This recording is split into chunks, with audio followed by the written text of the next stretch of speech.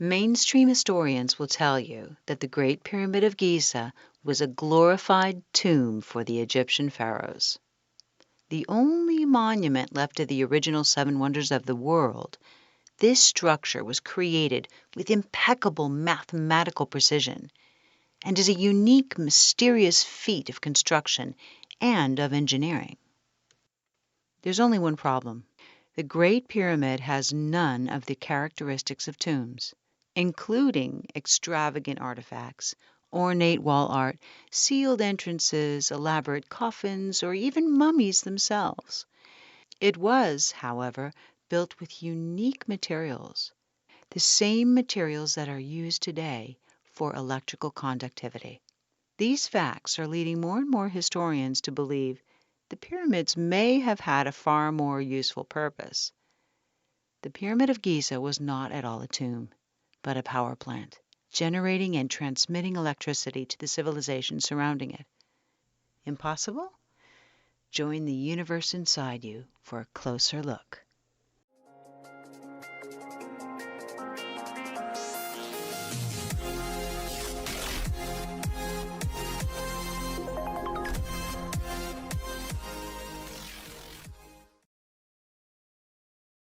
To start, it's important to comprehend the tremendous effort that went into creating these monuments. The pyramids of Giza are among no less than 118 of these structures in Egypt alone, and that doesn't even include those pyramids in other parts of the world. Given our current understanding of how early civilizations built their monuments, it would have taken no less than 20 years to build these so-called tombs, and that's if no less than 20,000 workers worked daily. To this day, historians still can't prove exactly how or when they were built. This leads us to ask, what resting place for the dead could possibly be so important that it would warrant such phenomenal effort, time, and precise engineering? Even without knowing that they have nothing in common with regular tombs, you only need to stand before them to realize that's a lot of work for a cadaver. Naturally, we make conclusions based on the assumption that ancient civilizations were more primitive than us. But what if intellectual evolution isn't always linear? Can advanced technology be lost and rediscovered centuries later? Is it possible that an ancient culture had knowledge of and used electrical power? To know for sure, let's look at another case where technology of power generation appears to have been used and then forgotten. We know Edison and Tesla brought electricity into common use moving into the 20th century. Yet, in Iraq in 1934, 3 artifacts were found together: a ceramic pot, a tube of copper, and a rod of iron which, when combined with a liquid acid, can be used to create chemical reactions that produce an electrical charge. Known as the Baghdad or Parthian battery, these materials date back 2,000 years.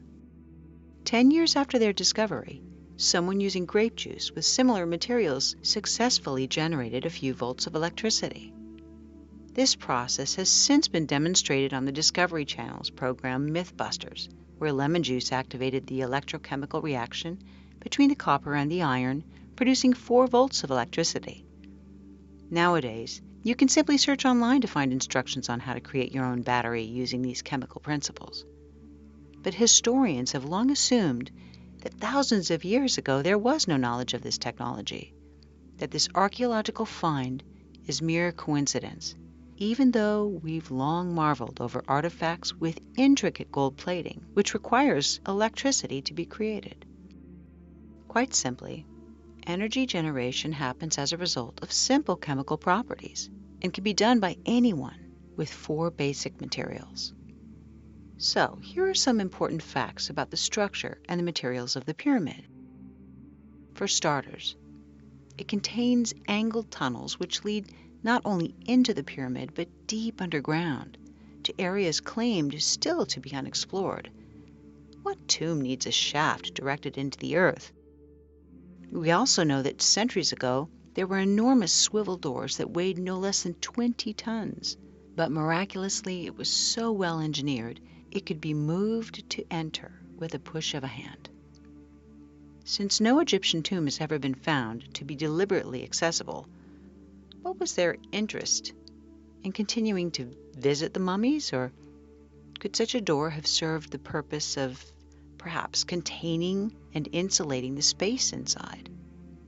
Though you'd almost never know it, the Great Pyramids of Giza were once covered in white polished limestone, referred to as casing stones.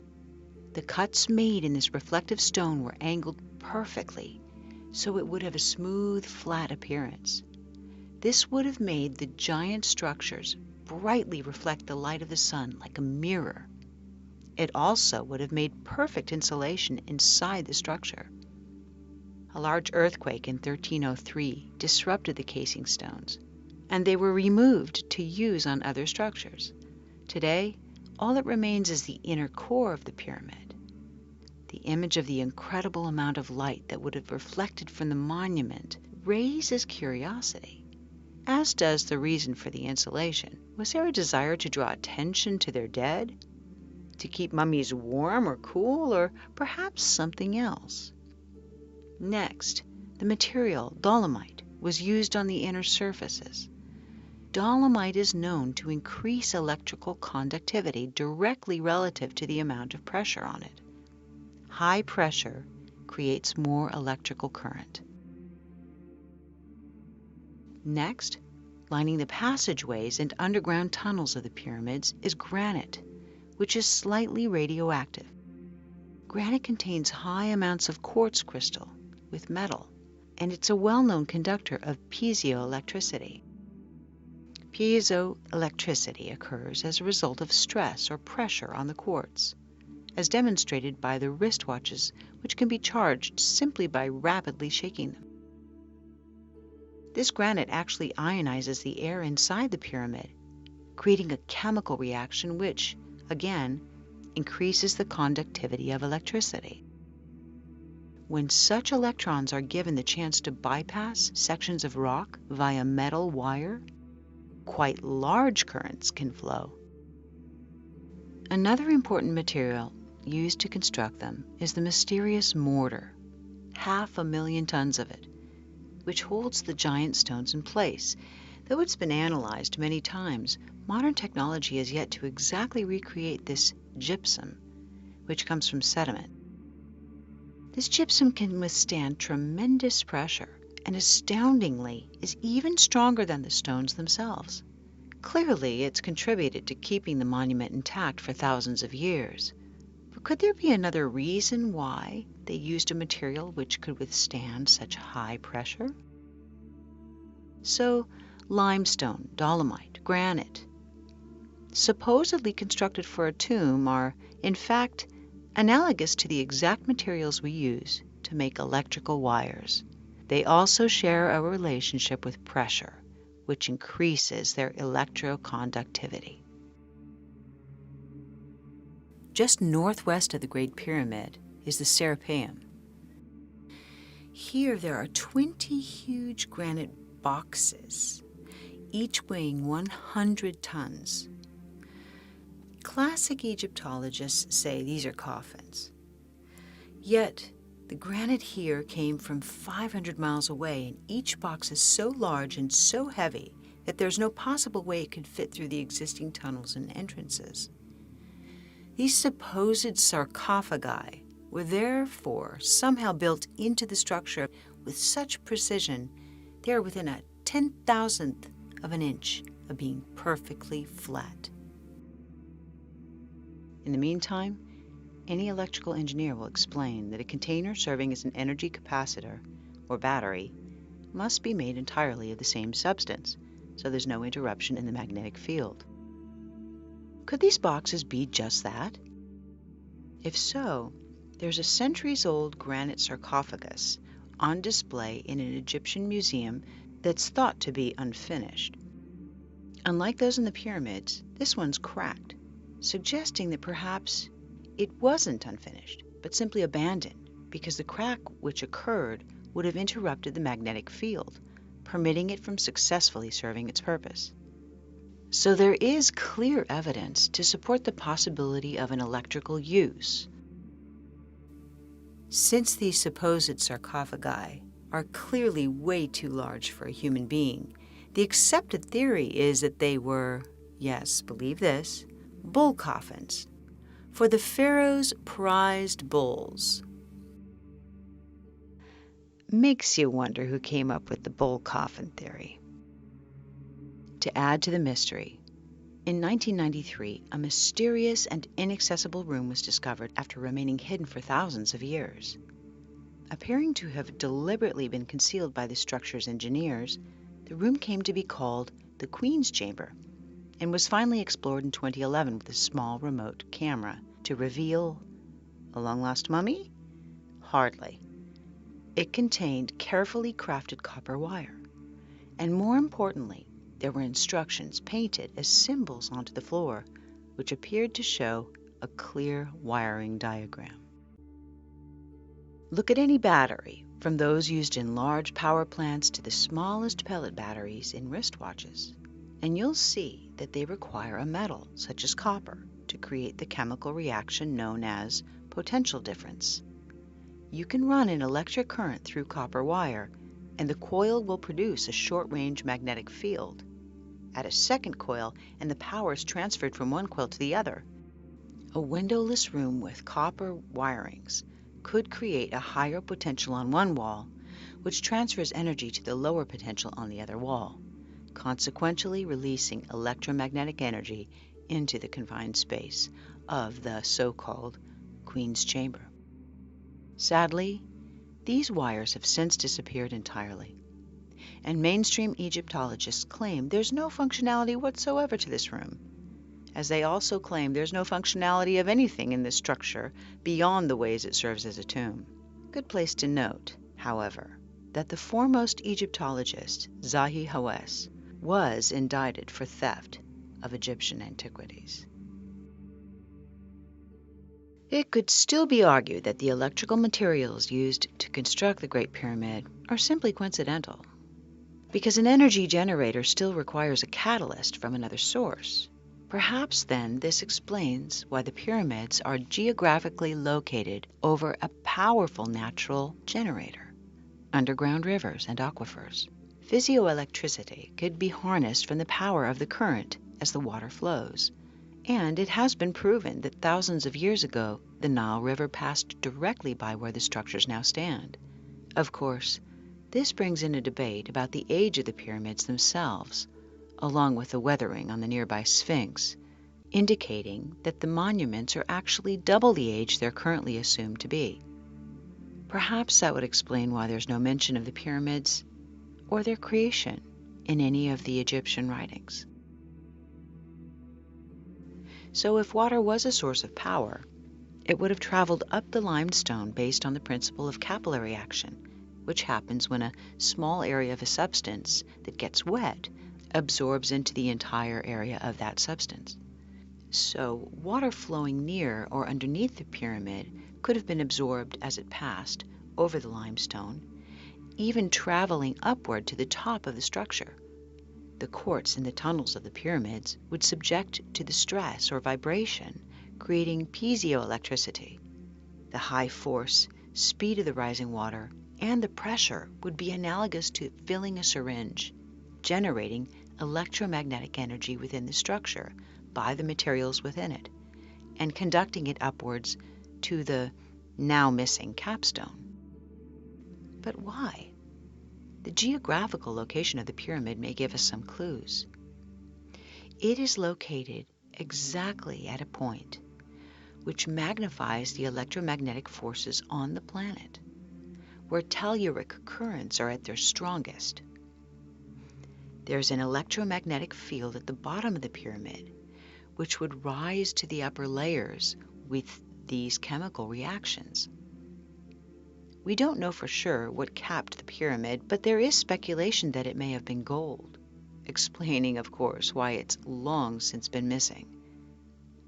If it were gold, this could have created a conductive path for energy to be directed upwards, high into the ionosphere, If superconductive materials were used to create this monument for energy, then the potential for something even more amazing might have been possible. Wireless electricity. Sound far-fetched? One bold and extraordinary man swore this was possible, and he may have showed us how. We know of Nikola Tesla as the solitary genius responsible for the electric engine, radio, laser, radar, and for creating a tremendous competitive spirit in Thomas Edison. We know Tesla sought above all to serve mankind. In fact, despite his extraordinary contributions, he's scarcely known or credited for his genius. At the 1893 World's Fair, Tesla transmitted electricity naturally to a light bulb he held in his hands, and he created the Tesla coil, which is used more today for show than for the function it was intended to serve. Most importantly, we know that Tesla claimed adamantly that he had perfected the method of harnessing and transmitting free wireless energy using the electromagnetic nature of the planet. In a patent Tesla filed in September of 1897, he claimed that at 30,000 feet altitude, there's a stratum of rarefied air that would conduct electric currents at high voltages. In this proposed system was a transmitter which would transmit millions of volts into the atmosphere. Then he had something receive the electricity and reduce the voltage to a convenient potential to be used by consumers. In an experiment the last week of July in 1903, nearby residents claimed to have witnessed Tesla successfully conduct his experiment at the Wardensife Tower, while Tesla himself, sharing his new method of conductivity, said that it lit up the night sky as if it were a giant fluorescent tube. It's even been said that he successfully wirelessly transmitted pictures and sounds. Though all of his work has been mercilessly destroyed, this cannot be proven.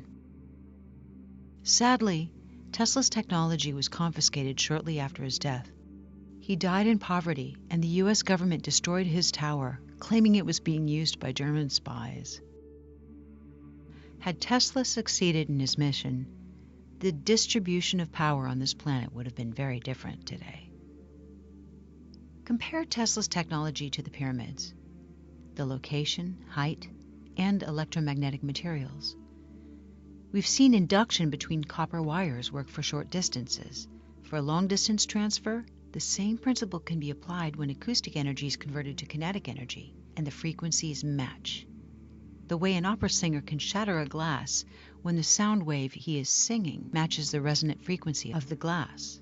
So if there's a magnetically oscillating current and you create a second possessing the same frequency, the wireless transmission can pass through solid materials and through long distances. The frequency which would have been released from the pyramid would have to have been matched in the surrounding area. Perhaps this would explain the obelisks, the tall monuments which could be acting as receivers, particularly if there's a quartz stone at the top of them.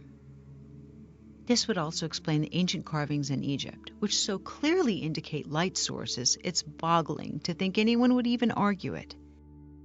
In the Hathor Temple, the Dendera light is one such image. It perfectly resembles modern electrical technology, showing a wire inside of a bulb-like area and a box which appears to be a receiver. Across from this carving is a similar image, but the system appears to be falling into the hands of a reptilian-looking being, as though it's a warning of the potential to abuse this technology. Mainstream historians scoff and make more primitive conclusions, but still, the pyramids show no sign of soot from flame torches. Instead, there are multiple carvings which show these antenna-like objects that appear to be a transmitter, near another object shaped like the famous symbol, the Ankh, which appears to be the receiver. Given all this, it seems so much more believable that the Great Pyramid functioned using the same principles and conditions as Tesla sought to demonstrate, that they conducted and directed electromagnetic energy into the ionosphere, where it generated and transmitted electricity wirelessly. to receivers within the civilization. We've long believed that the pyramids were just tombs, but this theory raises more questions than it answers. Why do they have nothing in common with other tombs? Why the unique construction materials made to build it, including the very materials required for conducting power? Why the oversized granite boxes proven to have never contained any mummies, or the ones that are clearly too large for humans? Why the alignment with the North Pole, the 20-ton swivel doors, intricate tunnels and chambers, shafts, and areas still yet to be discovered? Why is there no soot from fire torches anywhere inside the structure? And why do the tunnels protrude deep into the earth? These mysteries still elude our understanding, but more and more people are accepting the possibility that the Great Pyramid of Giza had a more important function than we understand. We know there is a heightened electromagnetic measurement around the pyramid that's equivalent to that made in an electrical storm. We also know that if you look at them from space, you can see that they're actually 8-sided, not 4-sided, and that there are strange heat spots observable only with special equipment. They have unique electric materials, including copper, and a design that suggests high pressure and water power. They have a powerful magnetic structure and placement over the telluric currents. They're aligned with the stars, and the unique art of the area shows clear depictions of wired light sources. All these things suggest there's a lot more to this story than we've been told. All these circumstances make the likelihood high that the pyramid was created to be a compact energy generator and a broadcasting system that transmitted electricity wirelessly. The implications for this understanding of electrical power by an ancient culture is huge. It would rewrite history as we know it. Do you think that free energy could be transmitted wirelessly around the world? And whether or not you do believe that, do you think that if it really could do that, we would actually know about it? Thank you for watching, and hit the like button if you enjoyed this video. If you're new, please hit subscribe and the bell next to it to be notified of future releases.